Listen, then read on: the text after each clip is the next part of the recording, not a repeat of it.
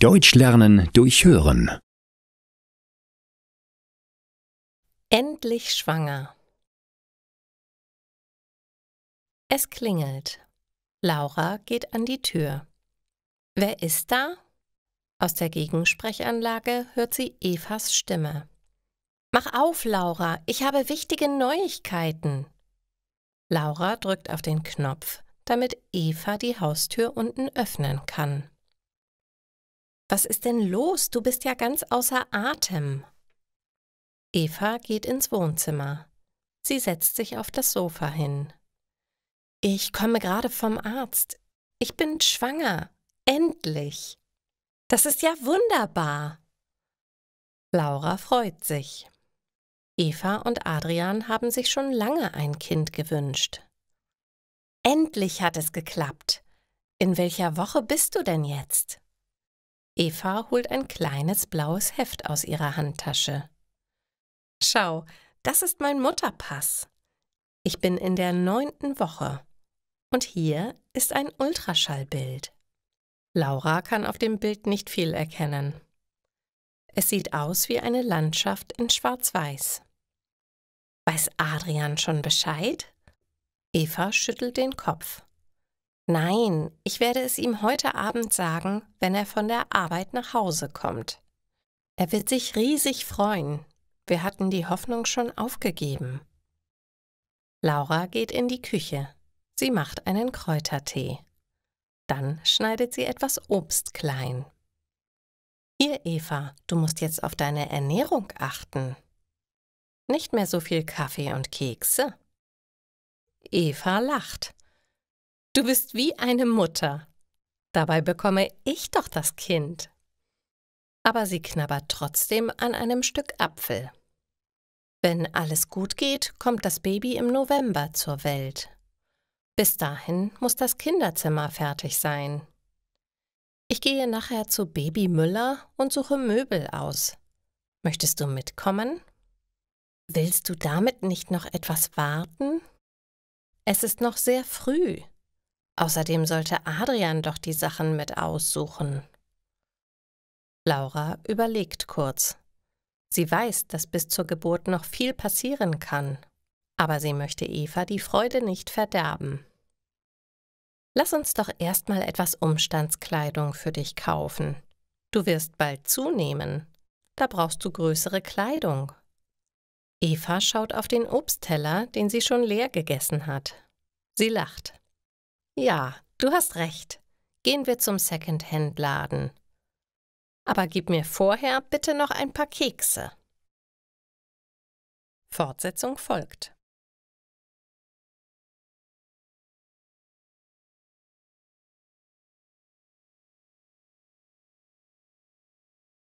Aller Anfang ist schwer. Laura besucht Eva im Krankenhaus. Eva hat vor 2 Tagen ihr erstes Kind bekommen. Es ist ein Mädchen und heißt Lisa. Laura hat Geschenke dabei. Es sind nur Kleinigkeiten. Ein Schnuller für das Baby und eine Packung Pralinen für die Mutter. Und ein Briefumschlag mit einer Karte darin. Das ist eigentlich das echte Geschenk. Es ist ein Gutschein. Wenn du mich brauchst, ruf mich an. Ich komme dann zum Babysitten. Eva freut sich sehr. Es ist immer praktisch, einen Babysitter zu haben. Und ich kann dir vertrauen. Vielen Dank. Ein paar Wochen später klingelt Lauras Handy. Eva ruft an. Kannst du bitte ganz schnell mal kommen? Lisa schreit schon seit Tagen. Ich bin völlig erledigt. Ich brauche eine Auszeit. Laura kommt sofort. Lisas Schreien hört man schon auf der Straße. Eva hat sie schon in den Kinderwagen gelegt. Lisa ist satt und sauber. Bitte geh einfach mit ihr spazieren. Dann wird sie ruhig. Ich muss dringend ein paar Stunden schlafen. Laura geht mit dem Kinderwagen in den Park. Lisa hört nicht auf zu schreien. Manche Frauen schauen sie mitleidig an. Ja, ja, als junge Mutter hat man es nicht leicht. Aller Anfang ist schwer. Andere geben gut gemeinte Ratschläge. Vielleicht muss die Windel gewechselt werden? Laura nimmt Lisa aus dem Wagen. Sie riecht an dem Kind. Nein, es ist alles frisch. Lisa kann sich nicht beruhigen. Laura hat eine Idee. Sie wickelt Lisa in ihre Decke. Dann setzt sie sich mit ihr auf eine Schaukel. Nach kurzer Zeit beruhigt sich Lisa. Sie schläft sogar ein. Schreien ist anstrengend. Das Leben ist nicht einfach, kleine Lisa. Und der Anfang ist das Schwerste. Da darf man auch mal weinen. Fortsetzung folgt.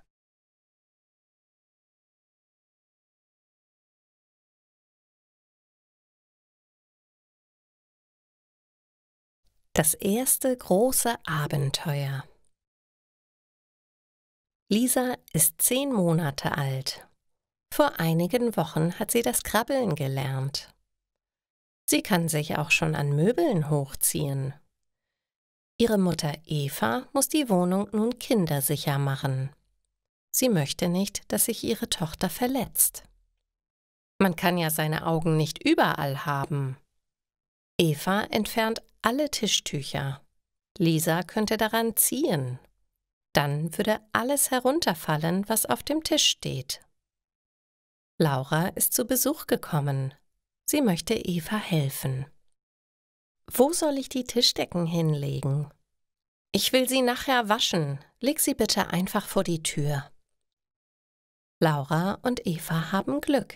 Sie können in Ruhe arbeiten. Lisa beschäftigt sich schon gut alleine. Man muss nicht ständig nach ihr schauen. Bald sind alle Tischdecken verschwunden. Auch die unteren Regalfächer sind leergeräumt. Eva sichert sogar die Schubladen. Laura hat ihr dafür aus dem Baumarkt etwas mitgebracht. So, jetzt kann nichts mehr passieren. Trinken wir einen Kaffee. Eva schaut sich um. Lisa, wo bist du? Auch Laura kann sie nicht sehen. Sie suchen in jedem Zimmer. Lisa ist verschwunden. Wo kann sie nur sein? Jetzt wünsche ich mir, dass sie einmal wirklich laut schreit. Eva ist verzweifelt. Das Kind kann ja nicht weg sein, sagt Laura. Die Wohnungstür ist doch zu. Zur Sicherheit probiert Laura trotzdem, ob die Tür abgeschlossen ist. Vor der Tür liegen die Tischdecken auf dem Boden. Laura schiebt sie beiseite. Da hört sie ein Geräusch. Es klingt wie Schnarchen. Es kommt aus dem Stapel mit den Decken. Sie schaut nach. Da liegt Lisa. Sie ist unter die Decken gekrochen. Dort ist sie eingeschlafen. Gut, dass Eva die Wäsche nicht unkontrolliert in die Maschine gesteckt hat. Laura lacht und holt Eva. Eva ist erleichtert. Da macht man sich solche Sorgen. Mir fällt ein Stein vom Herzen. Das muss ich notieren. Wir haben ein Tagebuch. Da schreiben wir immer auf, wenn etwas Besonderes passiert. Diese Geschichte nenne ich Lisas erstes großes Abenteuer oder Rettung in letzter Minute. Jetzt müssen beide Frauen lachen. Aber erst müssen wir schnell ein Foto machen und endlich in Ruhe unseren Kaffee trinken, bevor Lisa wieder aufwacht. Fortsetzung folgt.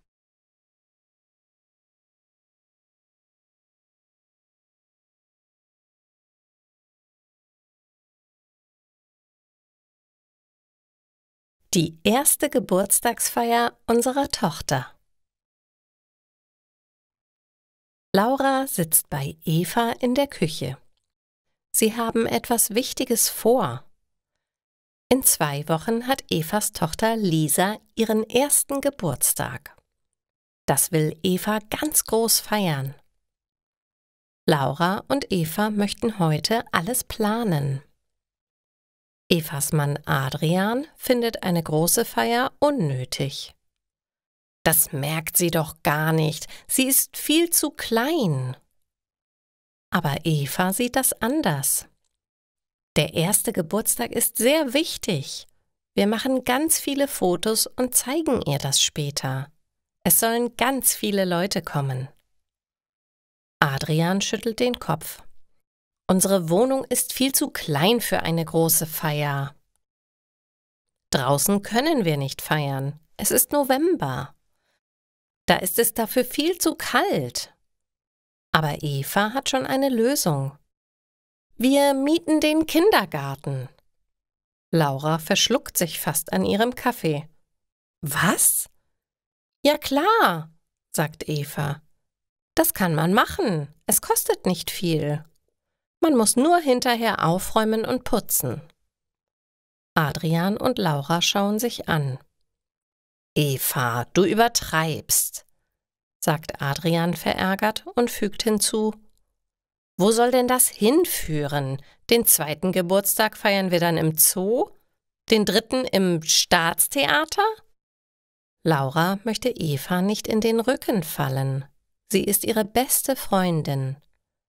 Aber sie muss Adrian zustimmen. Wollt ihr nicht einfach eine gemütliche Familienfeier machen? Ich kann einen schönen Kuchen backen. Und Marco macht für abends eine Lasagne. Dann hast du wenig Arbeit. Du kannst dich um die Dekoration kümmern. Eva gibt auf. Aber nicht ganz. Auf ihrem Handy hat sie bereits etwas gesehen. Okay, ein Vorschlag. Wir feiern hier zu Hause mit Kuchen und Lasagne. Aber dafür will ich das hier. Sie zeigt Adrian und Laura ihr Handy. Auf dem Bildschirm sieht man eine Werbeanzeige. Clown Peppino, das Highlight jeder Geburtstagsfeier. Adrian schaut genervt zu Eva. Er mag keine Clowns. Aber er weiß, wenn er nicht zustimmt, bucht Eva den Kindergarten. Vielleicht muss Adrian an dem Tag ja auch ganz zufällig Überstunden im Büro machen. Dann ist der Clown schon wieder weg, wenn Adrian nach Hause kommt. Und die Lasagne kann man gut wieder aufwärmen.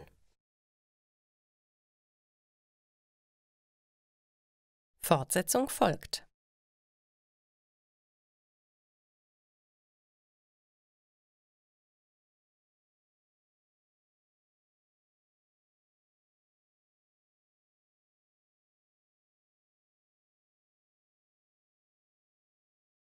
Eva hat mit Adrian Schluss gemacht. Und dann habe ich ihm seine Koffer vor die Tür gestellt. Ich will ihn nie wiedersehen. Eva sitzt auf dem Sofa und weint. Laura ist bei ihr und möchte sie trösten.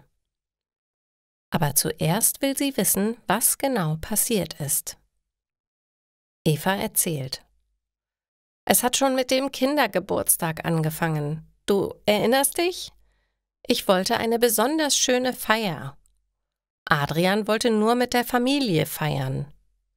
Da haben wir bei der Planung schon fast gestritten. Dann haben wir uns geeinigt. Ich habe den Clown gebucht. Gestern war ja der Geburtstag. Du hast den Kuchen gemacht und Marco ist abends mit der Lasagne dazugekommen. Adrian musste angeblich Überstunden machen. Er ist sehr spät gekommen. Lisa war schon im Bett, aber der Clown war noch da. Laura gießt Eva noch einen Kaffee ein. Und was war dann? Eva trinkt einen Schluck und erzählt weiter. Adrian ist nach Hause gekommen. Der Clown war noch da. Adrian mag keine Clowns. Und er war eifersüchtig. Er sagte, ich hätte den Clown absichtlich so lange gebucht. Für mich privat. Laura versucht nicht zu lachen. Es gelingt ihr nicht. Tut mir leid, Eva, aber das ist einfach zu komisch. Wie ging es weiter? Eva rührt in ihrer Kaffeetasse. Adrian ließ sich nicht beruhigen. Er wurde sehr laut. Und dann ist Lisa aufgewacht. Sie hat sehr laut geweint. Das Geschrei hat Adrian gestört. Er ist einfach wieder gegangen. Und jetzt kann er auch wegbleiben. So einen Mann will ich nicht. Laura schüttelt den Kopf. Ach, Eva, jeder regt sich mal auf. Missverständnisse gibt es immer. Alles wird wieder gut. Sie steht auf und holt die Koffer wieder in die Wohnung zurück. Ihr müsst einfach mal in Ruhe reden. Ich bleibe jetzt hier bei Lisa. Du machst dich frisch und holst Adrian vom Büro ab. Dann geht ihr beide essen. Ohne Clowns und ohne Kindergeschrei. Laura weiß, Kinder sind wunderbar, aber sie brauchen viel Aufmerksamkeit. Manchmal müssen Eltern auch Zeit für sich alleine haben. Und als Babysitter hat man ja beste Freundinnen.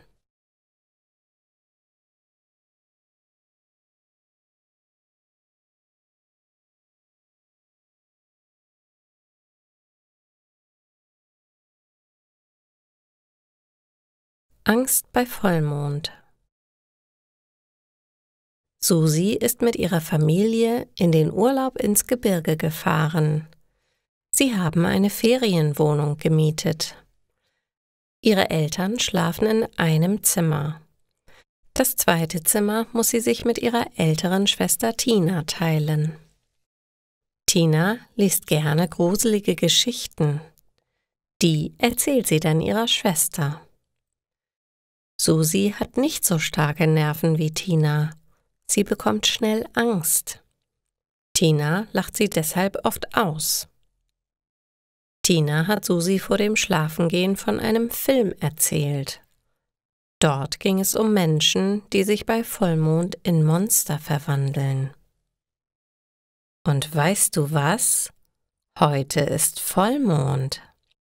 Wer weiß, was für Ungeheuer hier in den Bergen leben. Vielleicht kommen sie zu uns ins Zimmer. Susi hat große Angst. Sie versteckt sich unter ihrer Bettdecke. Tina hat die Vorhänge am Fenster nicht zugezogen. Ich möchte den Vollmond sehen. Und ich will die Monster sehen, wenn sie auf dem Balkon sind. Das wird ein Spaß. Das Zimmer wird vom Vollmond beleuchtet. Susi kann vor Angst nicht schlafen. Tina dagegen ist längst im Tiefschlaf. Sie schnarcht laut. Die hat es gut, denkt Susi. Susi bekommt Durst. Sie möchte etwas trinken. Aber sie hat vergessen, sich ein Getränk auf den Nachttisch zu stellen. Also muss sie jetzt aufstehen und in die kleine Küche gehen. Sie nimmt allen Mut zusammen. Dann geht sie leise aus dem Zimmer. In der Küche gießt sie sich ein Glas Wasser ein. Plötzlich hört sie einen lauten Schrei aus dem Kinderzimmer. »Hilfe! Monster! Mama, Papa!« Vor Schreck lässt Susi das Glas fallen. Sie läuft ins Zimmer zurück. Tina sitzt im Bett und schreit. Jetzt kommen auch Mutter und Vater aus ihrem Schlafzimmer. Alle stehen um Tinas Bett herum. Diese kann sich nicht beruhigen. »Da ist ein Monster in Susis Bett! Es hat Susi gefressen!« Susi muss lachen. »Beruhige dich, ich bin doch hier. Im Bett ist nur mein Kuscheltier. Das kommt davon, wenn man immer solche gruseligen Filme schaut.« Jetzt müssen alle lachen. Der Vater zieht die Vorhänge zu. »Nun ist aber Ruhe. Es gibt keine Monster hier.« Aber Susi muss heute Nacht mit bei Tina im Bett schlafen. Wer weiß, vielleicht kommt doch noch ein Ungeheuer. Dann sind sie wenigstens zu zweit.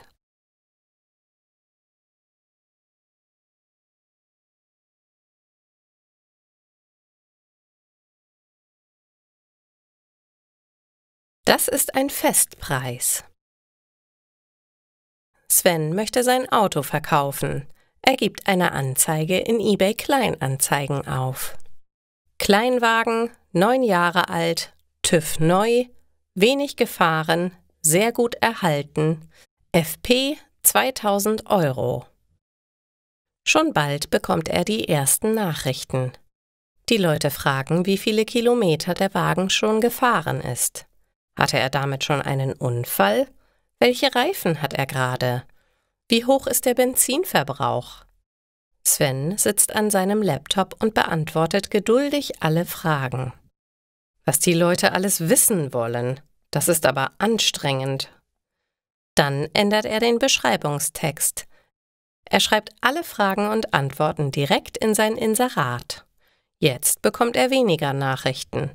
Es melden sich nur noch Leute, die wirklich interessiert sind.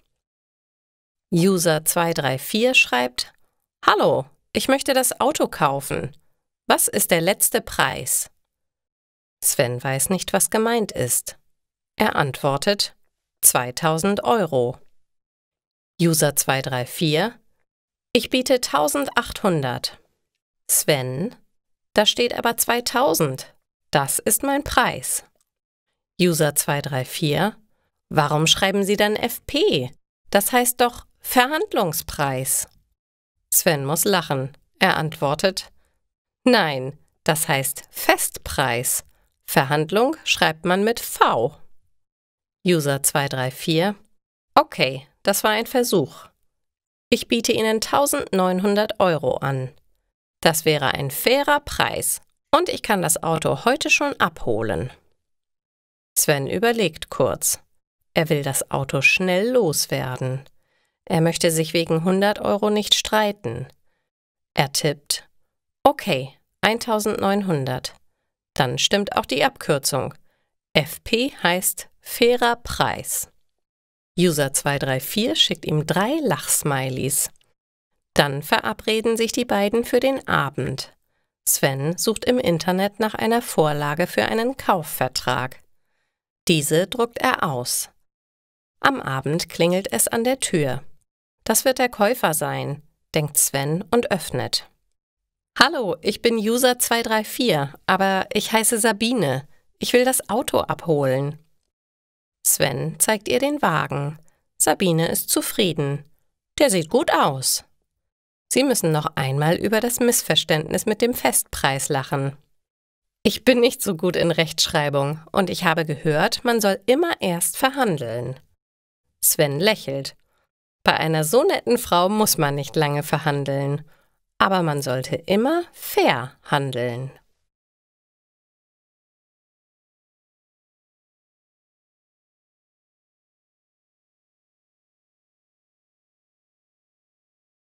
Seine große Liebe. Sven hat Sabine vor ein paar Wochen kennengelernt. Er wollte sein Auto im Internet verkaufen. Sabine war die Käuferin. Als sie das Auto bei ihm abgeholt hat, waren die beiden sich gleich sympathisch. Sie haben sich einige Male getroffen und sich ineinander verliebt. Sven sagt oft scherzhaft: Ich habe meine große Liebe bei eBay gefunden. Seine Freunde machen Witze über ihn. Ja, der Sven, der weiß, wie man es richtig macht. Er verkauft sein Auto, dann verliebt er sich in die Käuferin. Jetzt hat er Dreifachgewinn gemacht. Er hat die schöne Frau und er darf noch weiter in seinem Auto mitfahren. Und den Kaufpreis hat er außerdem bekommen. So ein Glückspilz. Aber Sven interessiert sich nicht mehr für das Auto. Er hat nur noch Augen für Sabine. Sie unternehmen in jeder freien Minute etwas zusammen. Svens Freunde sind verärgert. Nico sagt: Du machst nie mehr etwas mit uns. Immer bist du mit Sabine unterwegs. Das ist nicht gut. Man muss auch etwas für sich alleine tun. Aber Sven konzentriert sich nur noch auf Sabine. Sie ist meine große Liebe. Für Sabine mache ich alles. Ich will immer nur bei ihr sein. Heute sitzen Sabine und Sven wieder in ihrer Lieblingspizzeria. Sabine ist sehr hungrig. Sie redet kaum. Sven macht sich Sorgen. Was ist denn los mit dir, Sabine? Geht es dir nicht gut? Er will sie in den Arm nehmen. Aber Sabine zieht sich ein Stück von ihm zurück. »Sei mir nicht böse, Sven. Ich mag dich sehr gerne. Aber es wird mir alles zu langweilig. Du lässt mir keinen Freiraum. Ich habe gar keine Zeit mehr für meine Freundinnen.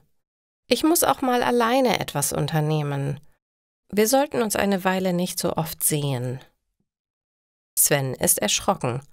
»Aber Sabine, du bist doch die Liebe meines Lebens. Ich kann nicht ohne dich sein. Willst du etwa Schluss machen?« Sabine weiß nicht, wie sie ihre Antwort formulieren soll.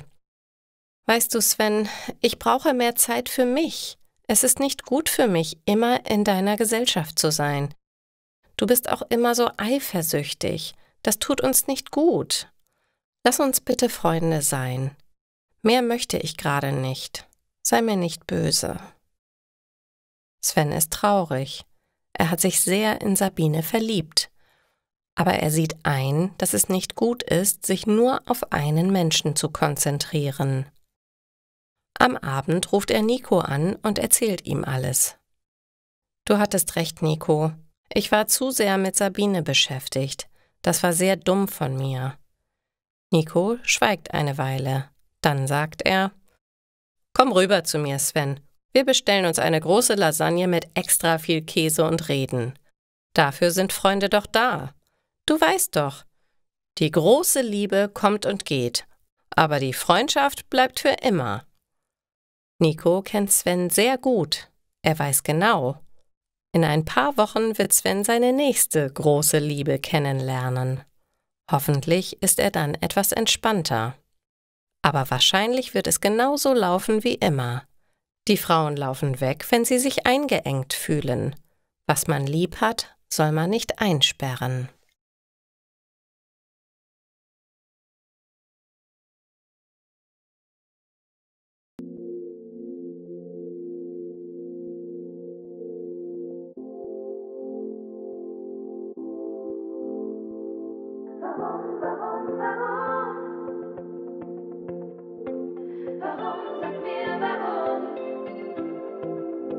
Du hattest mir so viel versprochen, meine Seele tief berührt.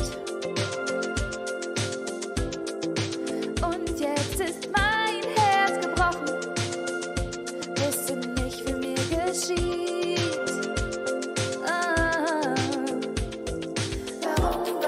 Warum stehst du vor meiner Tür? Warum, sag mir warum? Was willst du noch von mir?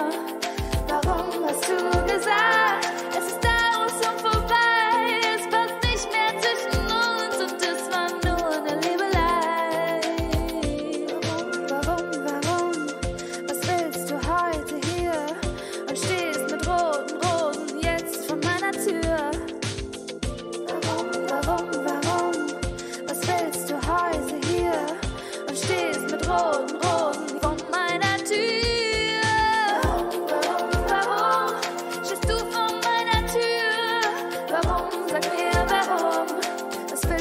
Von mir. Warum hast du gesagt, es ist aus und vorbei? Es passt nicht mehr zwischen uns und es war nur eine Liebelei. Kannst du mich nicht vergessen, so wie ich dich? Und kannst du nachts nicht schlafen ohne mich? Tut es dir leid und hast du nachgedacht, wie weh du mir getan hast? Dann nimm mich einfach in den Arm. Ich weiß, es ist noch Liebe da. Warum stehst du vor meiner Tür? Warum, sag mir warum? Was willst du noch von mir? Warum hast du gesagt, es ist aus und vorbei? Es passt nicht mehr zwischen uns und es war nur eine Liebelei. Warum? Sag mir warum?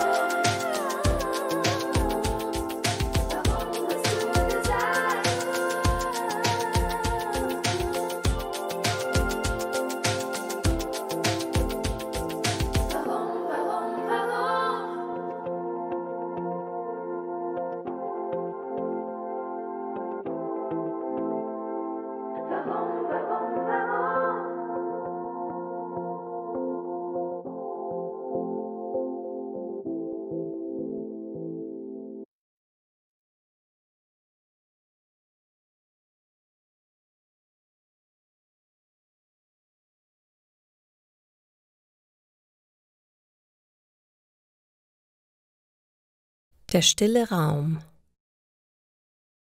Anja besucht heute ihre Mutter im Krankenhaus.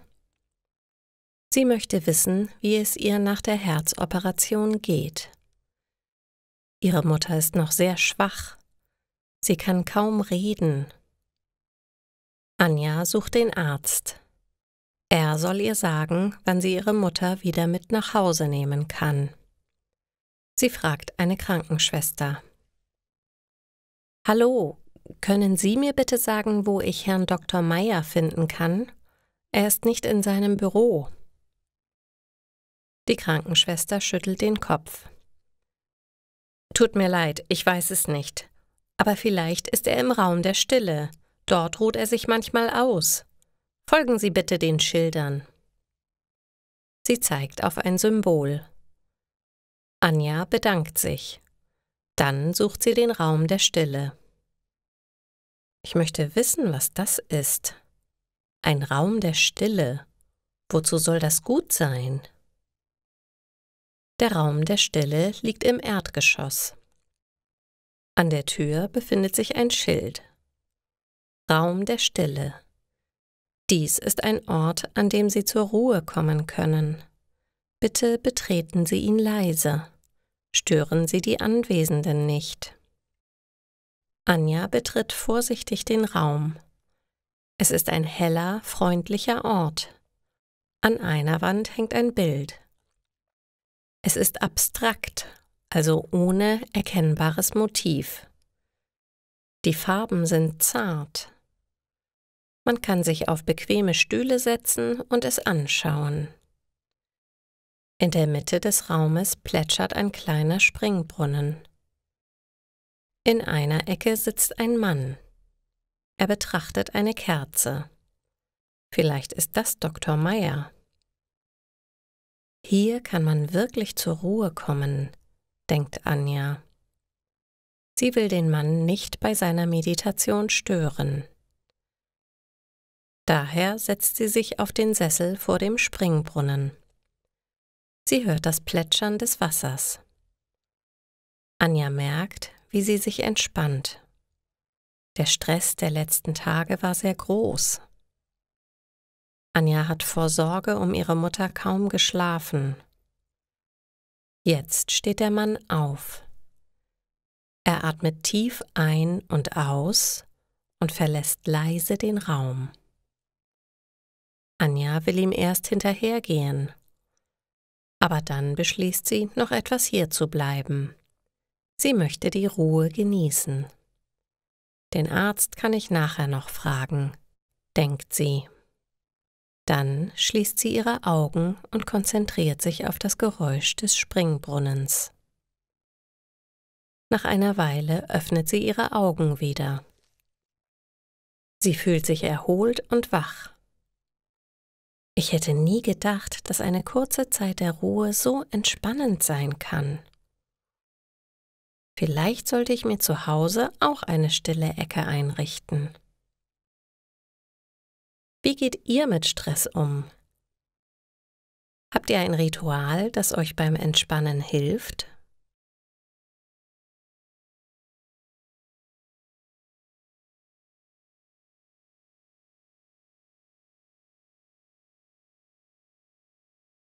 Geld macht Spaß.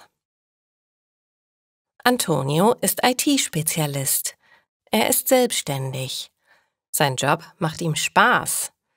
Er verdient viel Geld. Antonio hat sein Büro in seiner eigenen Wohnung.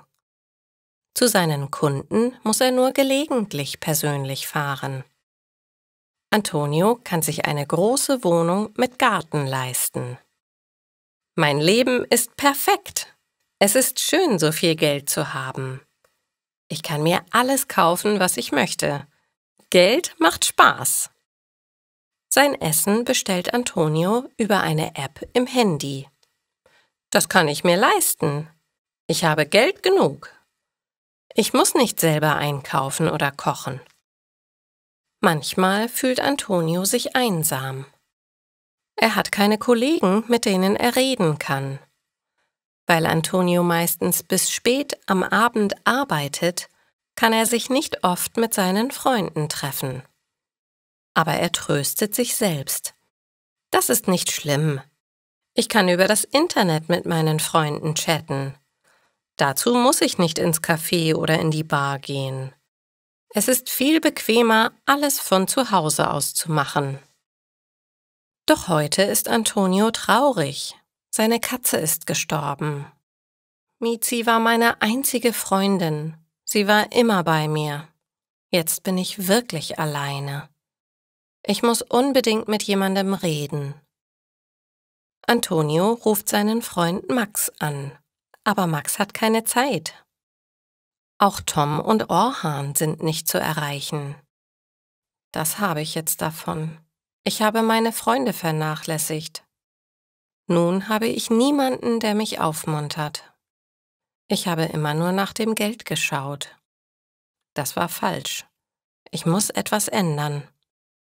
Antonio weiß, dass sich seine Freunde immer zum Dartspielen in einer Bar treffen. Heute Abend werde ich nicht arbeiten. Ich werde sie in der Bar überraschen. Vielleicht habe ich das Spielen noch nicht ganz verlernt. Als er am Abend in die Bar kommt, sind seine Freunde überrascht. »Was machst du denn hier? Schön, dass du endlich mal wieder bei uns bist. Komm, wir haben gerade angefangen zu spielen. Mach mit!« Antonio wird mit offenen Armen empfangen. Er freut sich. »Ich komme jetzt wieder öfter. Geld macht zwar Spaß, aber es ersetzt keine Freundschaften.«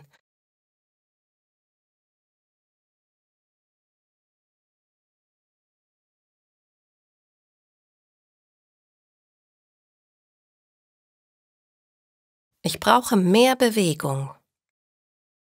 Antonio arbeitet in seinem eigenen Büro. Er sitzt den ganzen Tag am Computer. Sport macht er nicht. Er geht nur einmal in der Woche zum Dartspielen mit seinen Freunden in eine Bar. Sein Freund Max sagt: »Antonio, du wirst zu dick. Schau mal, dein Hemd ist schon viel zu eng. Du musst entweder neue Kleidung kaufen oder du musst dich mehr bewegen.« Antonio schaut an sich herunter. »Du hast recht, Max. Mein Bauch ist viel zu dick. Ich kann kaum noch meine Schuhe sehen. Ich brauche mehr Bewegung.« Antonio überlegt, welcher Sport ihm Spaß machen würde. »Ich könnte mit dem Joggen anfangen, aber hier in der Stadt ist das nicht schön. Ich müsste immer erst mit dem Auto in den Wald fahren. Das ist mir zu umständlich. Fitness ist mir zu langweilig. Radfahren ist zu gefährlich. Ich habe eine Idee.« Antonio bestellt sich im Internet einen Heimtrainer. Das ist eine Art Fahrrad, aber ohne Räder. Man kann einstellen, wie schwer sich die Pedale treten lassen. Antonio hat sogar noch einen Bildschirm dazu gekauft. Hier kann er sich während des Radelns Filme von Landschaften anschauen. Heute möchte Antonio durch den Schwarzwald fahren. Er wählt die Datei aus und schon radelt er durch virtuelle Täler und Berge. Ach, ist das schön! Über Kopfhörer kann Antonio sogar die passenden Geräusche oder Musik hören. Er wählt Vogelzwitschern aus. Ganz entspannt lauscht er den Geräuschen und tritt in die Pedale. Draußen regnet es, aber Antonio kann in seinem Wohnzimmer ganz gemütlich eine Radtour machen. Das Einzige, was fehlt, ist die frische Waldluft, denkt Antonio. Aber auch hierzu hat er eine Idee. Er wird sich morgen ein Raumspray mit Tannenduft kaufen. Und natürlich eine Waage.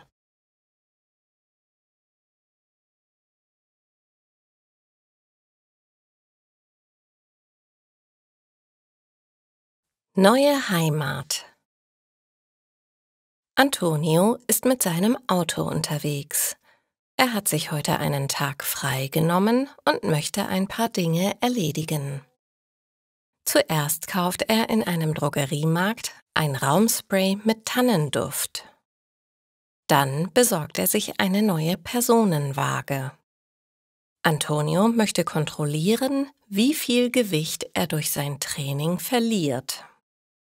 Er radelt jeden Abend 1 Stunde auf seinem Heimtrainer. Das Raumspray soll ihm dabei die Illusion frischer Waldluft verschaffen. Auf dem Rückweg muss Antonio plötzlich scharf bremsen. Ein Hund wäre ihm beinahe vors Auto gelaufen. Das ist ja gerade noch mal gut gegangen. Antonio steigt aus dem Auto. Eine ältere Frau kommt hinzu. »Meine Güte, Fido!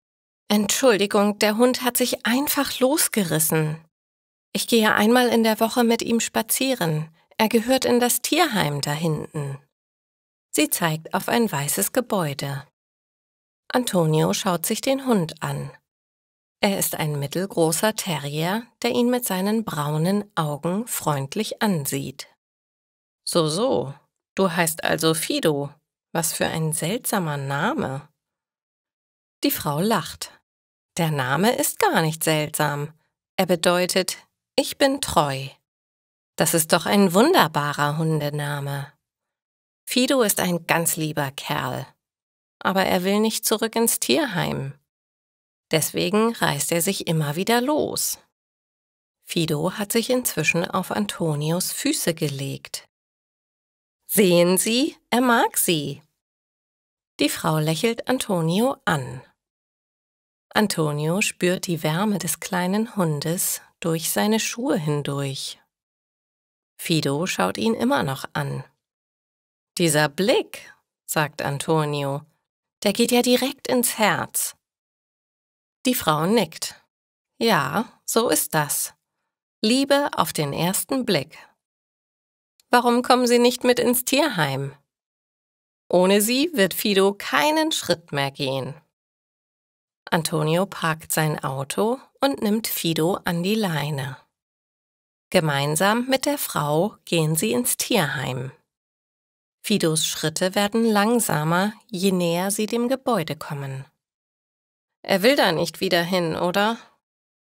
Antonio hat Mitleid. Dann hat er eine Idee. Ich werde ihn adoptieren. Meine Katze ist kürzlich gestorben und meine Wohnung ist jetzt viel zu leer. Nach einigen Formalitäten darf Antonio den Hund sogar gleich mitnehmen. So, Fido, jetzt hast du eine neue Heimat. Willkommen in meiner Wohnung. Fido schaut sich die Wohnung genau an und bleibt dann vor dem Heimtrainer stehen. Er hebt sein Beinchen und markiert. Antonio ist kurz erschrocken. Dann muss er lachen. Du hast recht, Fido. Das Gerät werde ich nicht mehr brauchen. Ab jetzt bist du mein Trainer. Wir werden jeden Tag ein paar Runden spazieren laufen. Den Heimtrainer werde ich wieder verkaufen. Aber das Raumspray brauche ich jetzt trotzdem noch.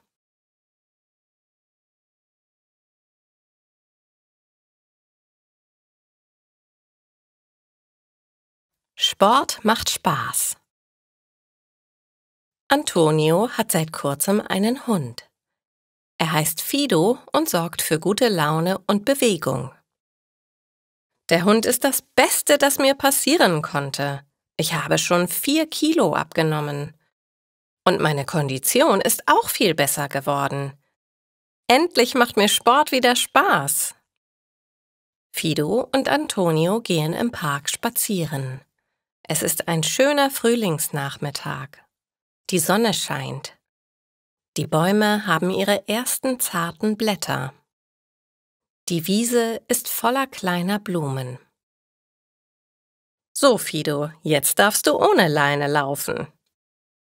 Antonio macht die Hundeleine ab. Fido springt fröhlich auf der Wiese umher.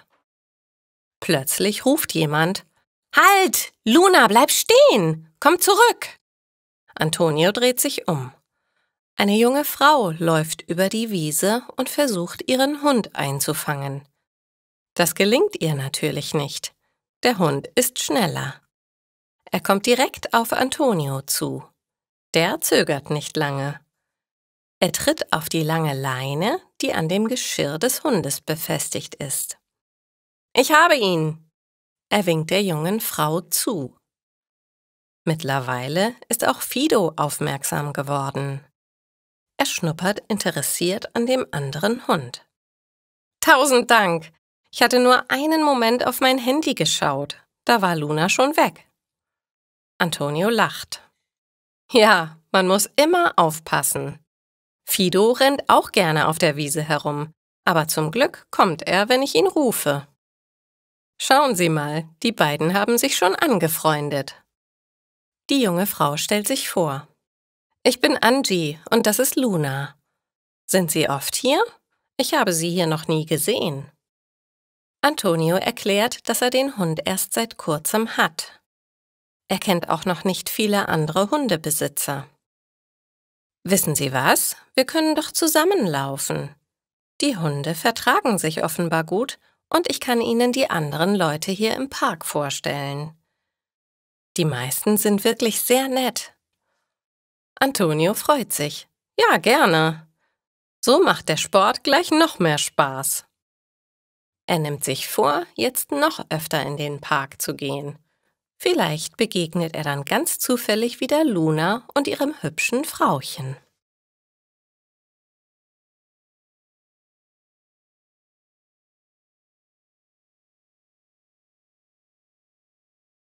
Schwimmende Städte. Antonio und Angie treffen sich heute mit ihren Hunden zum Spaziergang im Park. »Angie, was machst du eigentlich beruflich? Das wollte ich dich schon immer fragen.« »Ich bin Architektin. Zurzeit arbeite ich an einem sehr spannenden Projekt. Es geht um schwimmende Städte.« Antonio schaut sie verwirrt an. »Was soll das sein? Davon habe ich noch nie gehört.« Angie erklärt ihm. Die Idee ist eigentlich nicht neu. Schon vor mehreren 100 Jahren gab es in Peru schwimmende Städte. Man hat sie auf dem Titicacasee gebaut. Durch den Klimawandel erhöht sich jetzt der Meeresspiegel. Viele Städte an den Küsten leiden unter Überschwemmungen. Man möchte aber keine höheren Deiche bauen. Das wäre nämlich nur eine Lösung für den Übergang. Also überlegt man, wie Menschen auf dem Wasser leben können. Man braucht spezielles Material. Beton und Styropor werden in Schichten verarbeitet. Aber das geht alles viel zu weit. Es ist kompliziert zu erklären. Jedenfalls wird überall auf der Welt an Ideen gearbeitet. Ich war neulich auf den Malediven. Dort gibt es schon schwimmende Städte. Antonio staunt. Das hört sich spannend an. Aber wie ernähren sich die Leute? Kühe und Schweine werden sie dort sicher nicht halten. Nein, man plant überwiegend pflanzliche Ernährung. Und natürlich Fische, Muscheln und so weiter. Allerdings gibt es in Rotterdam bereits einen schwimmenden Kuhstall. Das ist aber keine gute Idee. Für Fleisch und Milch werden viel zu viele Ressourcen verbraucht. Pflanzenkost ist umweltschonender. Antonio überlegt. Ich finde das eine gute Idee. Es wäre zwar sinnvoller, den Klimaschutz weiter auszubauen, aber als Alternative sind schwimmende Städte sicher gut.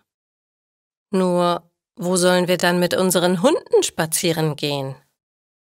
Angie lacht. Menschen lieben ihre Hunde. Ich bin sicher, es wird auch dafür eine Lösung geben. Antonio lacht mit. Außerdem werden nicht alle Leute auf dem Wasser leben wollen. Ein paar bleiben bestimmt auf dem Land. Ich jedenfalls werde meinem Fido nicht das Schwimmen beibringen. Lass uns mal um die Wette laufen. Da hinten ist ein Kiosk. Ich spendiere uns ein Eis.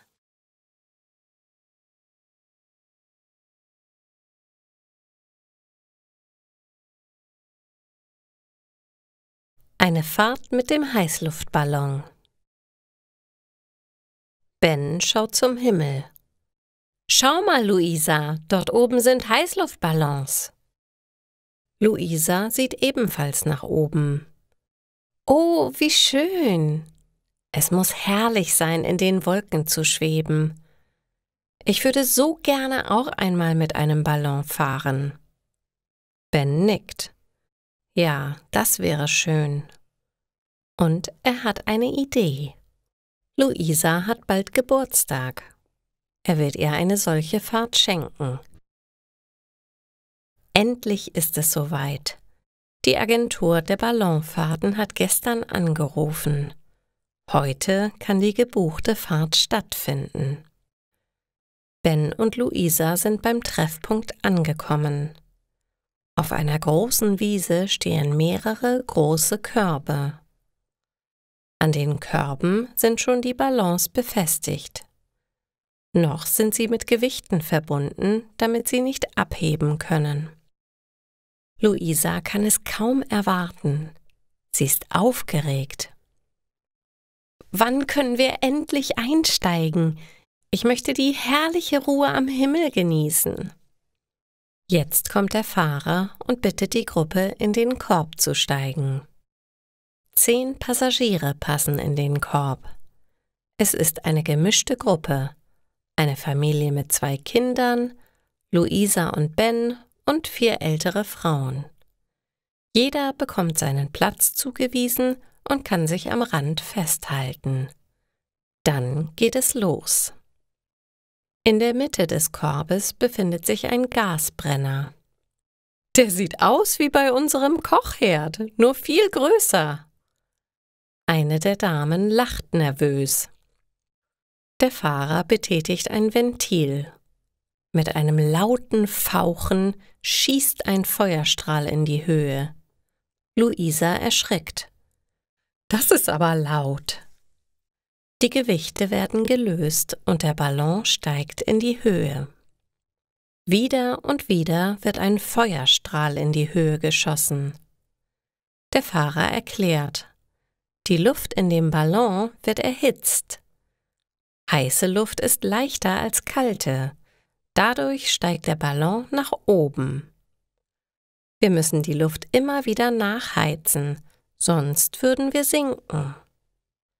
Luisa will wissen, wie der Ballon gelenkt wird. Das macht der Wind. Wir müssen uns treiben lassen.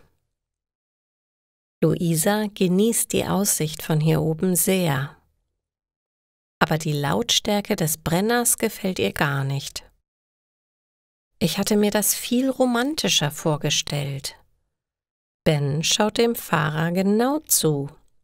Ihn stört der Lärm nicht. Er würde gerne stundenlang hier oben bleiben.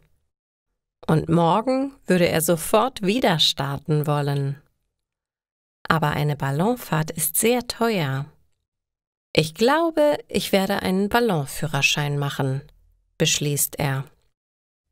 Dann kann ich als Fahrer arbeiten und bin jeden Tag hier oben, kostenlos. Luisa lacht. Und mich nimmst du bitte mit? Ich besorge mir allerdings Ohrenschützer, denn es ist mir hier wirklich viel zu laut.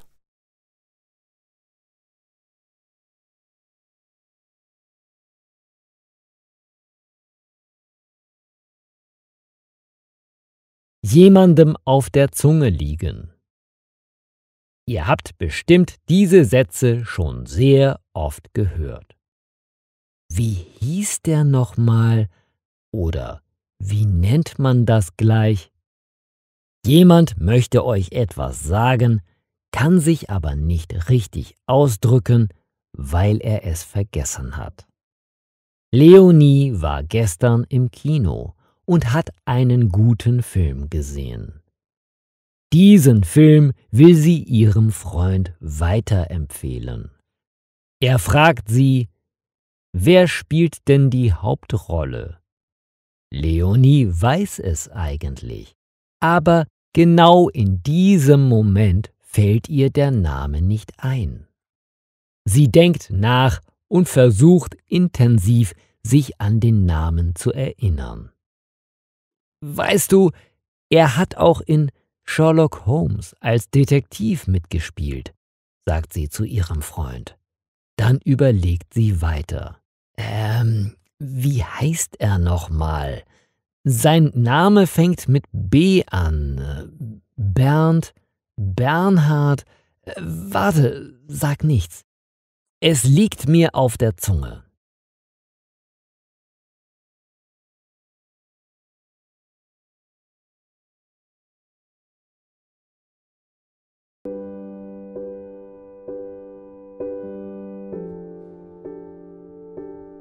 Es vergehen Stunden, Tage und Nächte. Ich starre aufs Telefon. Wann rufst du endlich an? Endlich ein Klingelton. Bist du dran? Ich höre nur einen Atem, doch ich spüre, das bist du. Es kaum erwarten, deine Stimme zu hören und du. Bitte sag doch nur ein Wort, nimm den Druck von meiner Seele, sag, dass du am anderen Ende bist, ich mich nicht mehr länger quäle. Ich sende dir meine Gedanken, hast du mich nicht vermisst? Unser Streit war unnötig, den man besser schnell vergisst. Es waren nur Kleinigkeiten, heute sehe ich es ein. Doch du fehlst mir so und ich fühle mich so allein. Bitte sag doch nur ein Wort, nimm den Druck von meiner Seele.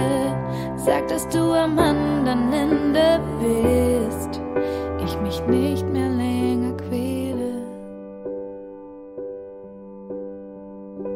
Hallo, hallo, bist du noch dran? Sag doch ein Wort, ich glaub fest daran, dass es einen Weg gibt für uns zwei. Unsere Liebe ist noch nicht vorbei. Bitte sag doch nur ein Wort, nimm den Druck von meiner Seele, sag, dass du am anderen Ende bist, ich mich nicht mehr länger quäle. Bitte sag doch nur ein Wort, nimm den Druck von meiner Seele, sag, dass du am anderen Ende bist und ich mich nicht mehr länger quäle, mich nicht mehr länger quäle.